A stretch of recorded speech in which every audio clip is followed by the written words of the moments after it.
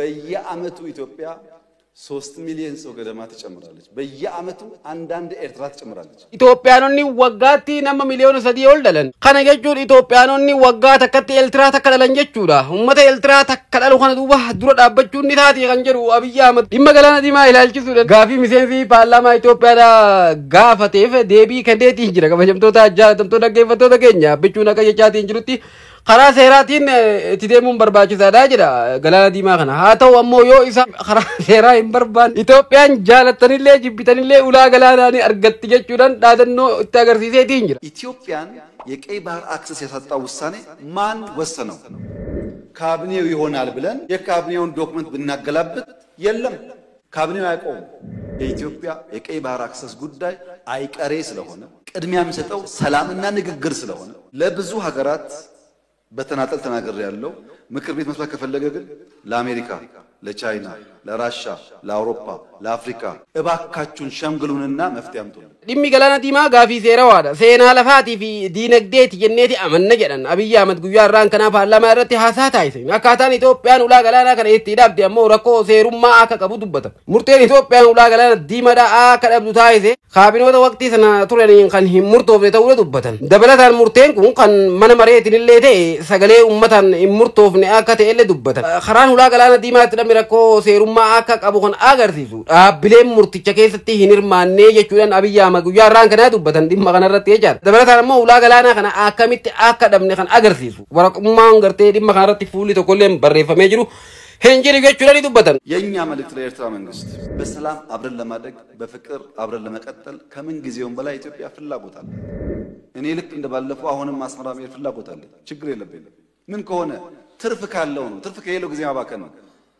እኔ ባሌ መላለስበትን ጊዜ ዝም ብዬ በከንቱ አስመራ መላለስ አልችልም ጊዜ የለኝም ጦርነት አንፈልግም የምንለውም በመክንያት ነው እኛ እንዳያችሁት የሚያጓጓን ነገር አለ የ10 ቢሊዮን ብር ኤርፖርት እንገነባለን የ10 ቢሊዮን ብር ነዳጅ ማዳበሪያ እንገነባለን የ9 ቢሊዮን ብር ቤት እንገነባለን ኮሪደር እንገነባለን ይሄ ሁሉ የሚያጓጓ ስራ ያለ ሰው ጦርነት ያስብ አይችልም ጦርነት የሚያስብ ስራ የሌለው ብቻ خورانه ያዱ خندلጋ hinqamne qofaadha nuti garte dalagaan hedduu waan nuti girtuuf koridari garagara babalisa waan jirruuf misooma garagara biyya keenya keessatti gorchaati waan jirruuf yeroo ammatti garte lolaaf qophiidha miti yoo ta'ellee garuu abbaan fedhan dhaabuu hin danda'u lola yoo kan seennu taate kan injifatu beekamaadha kanaafuu lolaaf garte nuti ammaaf qophiidha miti mootummaa eltraatiif dhaamsi nuti qabnu karaa nagaatiin wajjin jiraachuudha barbaanna karaa nagaatiin wajjin guddachuu wajjin misoomuudha barbaanna karaa didnaan garuu dubbiin gara biratti qadeemtu yoo taate ka injifatu beekamaadha kanaaf jecha karuma nagaatiin waan garte isin gaafanne kana nu kannaa jechuudha nabiyyaa gaafii miseensi paarlaamaa guyyaarraan kana gaafateef deebii kanneetiin jira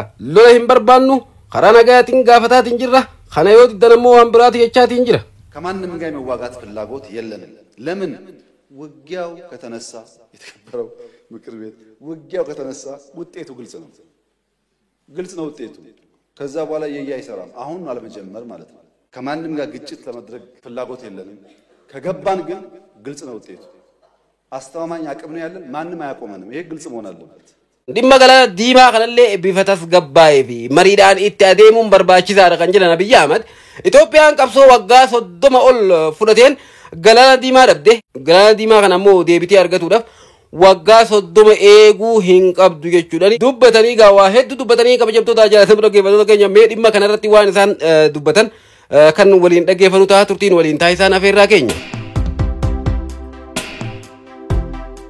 እውነተኛ ፍትህ ካልተረጋገጠ በማንኛውም ሰዓት ጦርነት ይፈጠር ይችላል ፍትህ ለማረጋገጥ ነው የሰው ልጅ መትጋት ያለበት ኢፍትሃዊና ኢርታዊ ውሳኔ ባለበት ሁኔታ የተሟላ ሰላም ሊፈጠር አይችልም ይሄን መገንዘብ በእጅጉ ያስፈልጋል ቀይ ባህር መለከት መላ ኢትዮጵያ ህዝብ የተከበረው ምክር ቤት በአንክሮ እንዲያም ፈልገው ነገር አለ እኛ የቀይ ባህር ጉዳይ ህጋዊ ታሪካዊ መልክዓ ምድራዊ እና ኢኮኖሚያዊ ጥያቄ ነው ብለን እናምናለን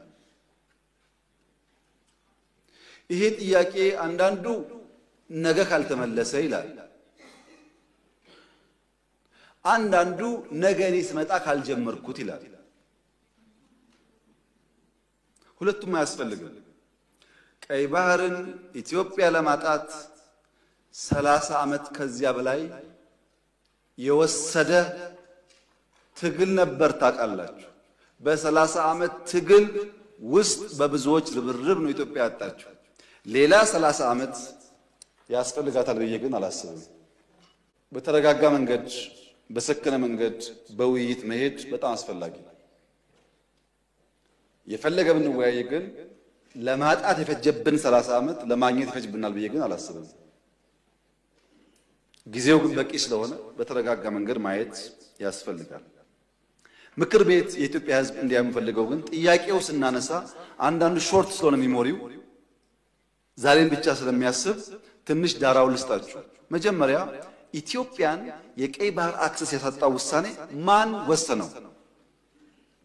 ካቢኔው ይሆናል ብለን የካቢኔውን ዶክመንት ብናገላብጥ የለም፣ ካቢኔው አያውቀውም። አይ የለም ምክር ቤት ይሆናል የወሰነው ብለን ብንወስን ምክር ቤቱም አልነበረ፣ ምክር ቤት አያውቀውም ውሳኔው። የለም የኢትዮጵያ ሕዝብ በሪፈረንደም ወስኖ እንዳይሆን እንዳይባል ነበርን እኛም ያኔ። የኢትዮጵያ ሕዝብ ያልወሰነው ተወካዮቹ ያላዩት ቢያንስ ካስፈጻሚ ካቢኔ ያላየው ውሳኔ ማን ወሰነው? ማጣትን የሚያክል ነገር ያጣንበት መንገድ ህጋዊነት ችግር እንዳለው ማሳያው ተቋሞች አልገቡበትም። ካቢኔው አያውቀውም። አንድ ገጽ ወረቀት ማግኘት አልቻልንም። እንዴት እንዳጣ ነው የሚያስረዳ እና ህዝብ የማያውቀው ፓርላማ የማያውቀው ካቢኔ የማያውቀው የኢትዮጵያን የባህር አክሰስ ውሳኔ የሚያሳጣ ነገር የወሰነው ማን ነው የሚል ጥያቄ ማንሳት እንዴት ስህተት ሊሆን ይችላል? ካለኝ ነገርን ከሌለ ግን ይሄ ጉዳይ ይሄን አንስቶ እንደ መድፋት አይደለም፣ የህልውና ጉዳይ ነው። ማን ወሰነው? ይሄ ነው ጥያቄው።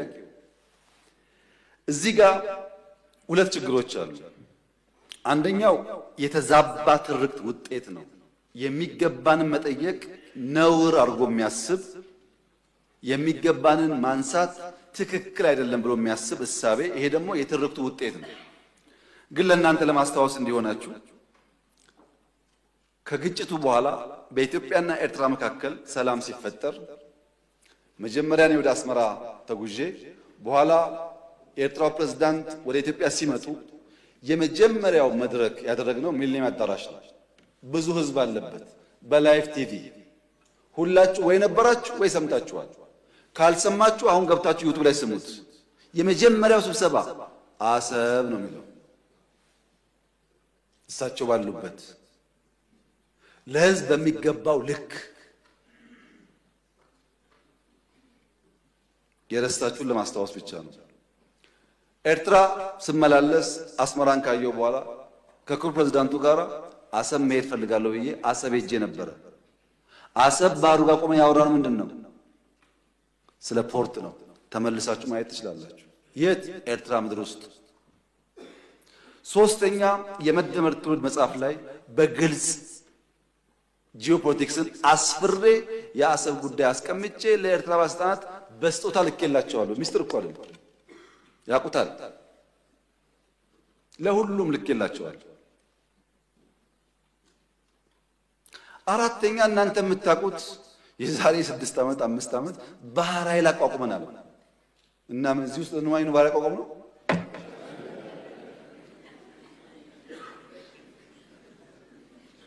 ለምን ሰዎች ይሄን ደምሮ ማየት እንደሚቸገሩ አይገባኝም። ኢትዮጵያ ቀይ ባህር እንደሚያስፈልጋት ከለውጡ በፊትም እናምን ነበር፣ እንናገር ነበር። ያኔ መደመጥ አንችልም። ከጀመርንበት ቀን አንስቶ ግን ንግግሩ አለ። ያ ንግግር ግን ሰላማዊ መሆን አለበት። የተከበሩ እንዳነሱት ከኤርትራ መንግስት ጋር ተስማምተን ከዚህ ወደ አሰብ ሄደው መንገድ ጠግነን አልኩኝ።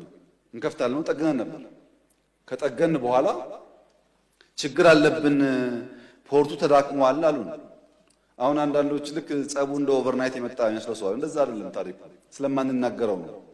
መንገድ ጠግነን ከጨረስን በኋላ ፖርቱ ችግር አለበት ሲሉ የጋራ ወዳጅ የሆነ ሀገር ለምነን ጄኔሬተርና ክሬን በእርዳታ ወደ ኤርትራ እንዲመጣ አድርገን አሰብ ፖርት ሲደርስ የኤርትራ መንግስት አልፈልግም ብሎ መለሰ።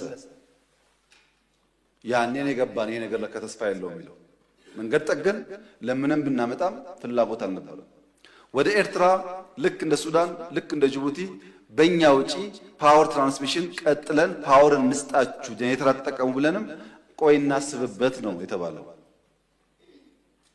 አሰብ ሲሄድ የአሰብ ከተማ ቅድምም ብያችኋለሁ፣ ኢትዮጵያ ውስጥ የቤት ችግር አለ። 1.5 ሚሊዮን ቤት መገንባት አለብን ብያችኋለሁ። አሰብ ሲሄድ ቤት አለ፣ በር አለ፣ ሰው የለም። ይሄ እውነተኛ ታሪክ ነው። ይሄንን ከተማ መልሰን ህይወት እንስጠው፣ ስራ ነው ህይወት የሚያመጣለት የሚል በየጊዜው ተነጋግረናል። ሁሉም ኢንቮይ የሚሄደው ተወያይቶበታል። በኤርትራ በኩል በግልጽ ባላወቅነው መንገድ ለዚያ ጉዳይ ምላሽ ለመስጠት ብዙ ዝግጁ አልነበሩም። እሱ ቀርቶ የከፈትናቸው ወደቦች፣ ድንበሮች በሰሜን የከፈትናቸው ወዲያው ተዘጉ። ታስታውሱ ከሆነ የተዘጉት እኮ አሁን አይደለም። እናንተ ችግር እንዳለ ሳትሰሙ ነው የተዘጉት። እና የኤርትራ ህዝብ አሁንም ወንድም ህዝብ ነው፣ ምስኪን ህዝብ ነው፣ አገሩን ለቆ የተሰደደ ያለ ህዝብ ነው። ከዚህ ህዝብ ጋር በጋራ መስራት መተባበር ፍላጎታችን ነው። በፍጹም የውጊያ መሻት የለንም። በህጋዊና ንግግር ሊፈታ ይችላል ነው። ለብዙ ሀገራት በተናጠል ተናገር ያለው ምክር ቤት መስራት ከፈለገ ግን ለአሜሪካ፣ ለቻይና፣ ለራሻ፣ ለአውሮፓ፣ ለአፍሪካ አሁን በተከበረው ምክር ቤት መግለጽ የፈለገው ነገር የኢትዮጵያ የቀይ ባህር አክሰስ ጉዳይ አይቀሬ ስለሆነ ቅድሚያ የሚሰጠው ሰላምና ንግግር ስለሆነ እባካችሁን ሸምግሉንና መፍትሄ አምጡልን። ይሄው ጥያቄያችን ነው። አሁን ሸመግልላችኋለን ሰላም ያስፈልጋል እያሉ ማዘናጋት ከሆነ ግን ብዙ መሄድ ጉዳዩ አይመስለኝም። ይሄ እኔ ስለፈለጋችሁ አይደለም፣ ናቹራሊ አይሆን ነገር ይሄው በአንድ ቀንም አንመልሰውም፣ በአንድ ቀንም አላጣ ነው። ናቹራል ሂደቱን ተከትሎ ይሄዳል። እዛው ላይ ጥያቄው የተነሳው የውስጥ አጀንዳን ዳይቨርት ለማድረግ ነው ያሉት የተከበሩት። በእርግጥ ይሄን ነገር ከኤርትራውያን ሰምተናል፣ ብዙ ጊዜ ነግረውናል። ለምን ምክር ቤት እንደመጣ አላወቅኩም እንጂ ኤርትራውያን ይሄ ጉዳይ የሚነሳ ያለው የውስጥ ጉዳያቸውን ዳይቨርት ለማድረግ ነው ብለውናል። እንዴት ዞሮ እዚህ እንደመጡ ባይገባኝም ማለት ነው። እና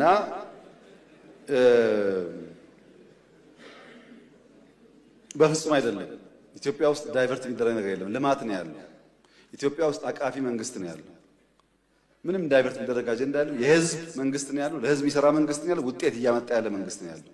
በብዙ አፍሪካ ወንድሞቻችን የሚቀናበት መንግስት ነው ያለው። ዳይቨርት ማድረግ ሳይሆን ህጋዊ ባልሆነ መንገድ ያጣነው ጉዳይ ማን ወሰነው ብሎ መጠየቅ ግን ከማንም ሊና ካለ ሰው የሚጠበቅ ይመስለኛል። እና በዳይቨርሽን ታይቶ ትርክቱ እንዳይበላሽ የእናንተም ታሪክ እንዳይበላሽ ብታስቡበት። እኔ መሰጋው ነገርየው ሲሳካ ደግሞ ያኔም ብለን ነበር እንዳትሉ ነው። እና ሚሊየን ፐርሰንት እርግጠኛ ነኝ ኢትዮጵያ ተዘግታ አትኖርም። ማንም ፈለገም አልፈለገም አትኖርም። እና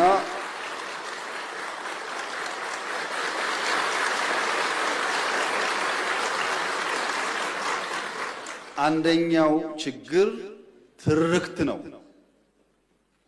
የማይገባቸውን ህግ የማይፈቅድላቸውን እንደዚህ የማያደርግላቸውን ጠየቁ። የትኛው ህግ ከወሰደው በኋላ ነው የጠየቅነው? ትርክቱ መፈተሽ ያስፈልጋል። ሁለተኛው ኢትዮጵያ ካደገች ብሎ የሚሰጉ ሰዎች ደግሞ አሉ። ሀገራት ኢትዮጵያ ኦልሬዲ ትልቅ ናት እኮ። የት ነው የምታድገው? በአፍሪካ ሁለተኛው ትልቅ ፖፑሌሽን እኮ ናት። በዓለም እኮ 10ኛዋ ናት። ትልቅ ናት። በነገራችን ላይ በየአመቱ ኢትዮጵያ 3 ሚሊዮን ሰው ገደማ ትጨምራለች። በየአመቱ አንዳንድ ኤርትራ ትጨምራለች።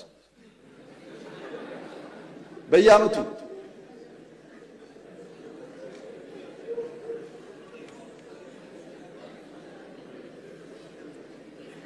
እና ኢትዮጵያ በየአመቱ ሀገር እየጨመረች ትልቅ የሆነች ሀገር ካደገች ምን ትሆናለች ከተባለ ካደገች ታግዛለች።